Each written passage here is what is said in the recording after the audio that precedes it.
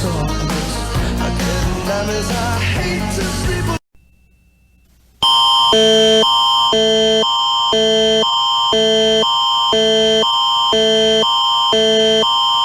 This is an Alberta emergency alert.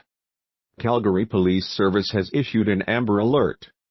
This alert is in effect for Central Alberta and Southern Alberta.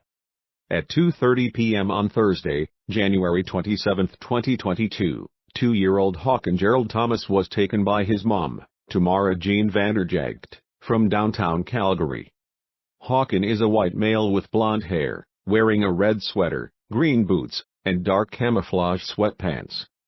Hawkin's mom, Tamara, is a 40-year-old white female with bright, short, red hair. She was wearing a black hoodie and red pants.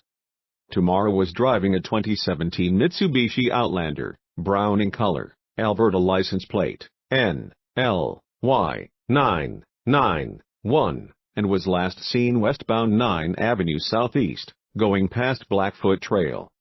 Do not approach the suspect. Please contact the police if you have any information. For details visit www.emergencyalert.alberta.ca or stay tuned to local media.